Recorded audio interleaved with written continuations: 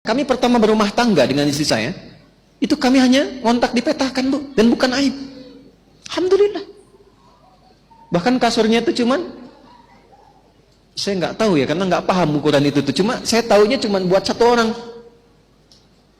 Jadi kalau istri saya sedang tidur, saya tidur di lantai. Saya pulang datang, ya Bu ya, di kasur aja. Nggak mau, saya gerah. Oh enggak, saya yang gerah. Tapi kami punya mihrab untuk hamparan sajadah. Dan tidak ada beda. Mau dikontrakan, mau nggak ada bedanya. Saya sekarang terbiasa tidur di karpet, di lantai, di kursi, biasa saja. Dengan kitab, baca, nulis.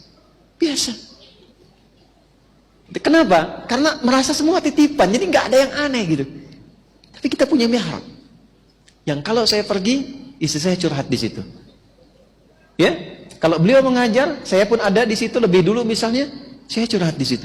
Innama bashku ashku bathi wa huzni ilallah. Kalau mau curhat, kata Allah, curhatkan kepadaku. Dan curhat tercepat yang wakas dijawab, itu di mihrab. Jelas?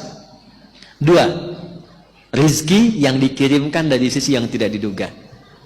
Ini saya cerita, banyak ulama lain. Tapi karena kita pun mengalami apa yang kita ikuti, jadi senang kalau fa'amma bi ni'mati rabbika hadits. Bu, rasa-rasanya kami jarang beli makan gitu. Dan saya cuma mengajar. Ya. Saat kembali pertama datang ngajar di kampus, itu sebulan dapat 500.000. Dan kami melihatnya banyak saja. Satu kali saya tanya istri saya, sebulan berapa yang dikeluarkan, Bu? Itu kurang lebih 5 juta katanya, Bu ya. Masya Allah, sayang Allah sama kita ya. Ya kan cuma dikasih segini, itu pun jarang diambil. Tapi ternyata Allah masih menjaga kehidupan kita. Makan habis makan datang makanan yang lain. Buah habis buah datang buah yang lain. Rasanya 500.000 nggak pernah kepake. Dan sampai sekarang, Bu, di ujung kepala sampai ujung kaki saya nggak pernah beli. Ini Allah kasih. Jubah sama. Makanya ibu cari sampai kiamat kurang 2 hari, itu nggak ada jubah ini di toko. Dan Allah hanya titipkan pada seseorang, dibuat hanya untuk saya pakai saja. Datang yang lain, kemudian kita bagikan. Sampai ke ujung kaki, Bu, ini kacamata juga sama, saya nggak pernah beli. Sampai kaos kaki. Apakah merasa punya? Tidak.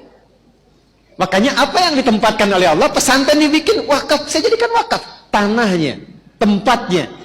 Bu, saya mau bikin kuburan pun untuk menyiapkan, saya tidak gunakan tanah wakaf. Beli di sampingnya sedikit buat kuburan, supaya tanah untuk pesantren betul-betul wakaf.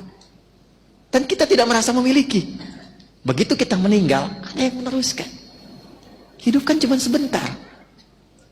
Dipasti, dan pulang itu, tolong katakan pada suami ibu ya, pesan dari saya, katakan pada suami ibu, pesan dari Ustadz Adi, Pak, kain kafan papa nanti nggak ada kantongnya. Itu aja. Jadi bisa yang sewajarnya yang kita siapkan. Jelas Ibu ya? Baik, itu mihrab. Jadi kalau ada kesulitan apa-apa, jangan diperdebatkan, capek. Curhatkan sama Allah.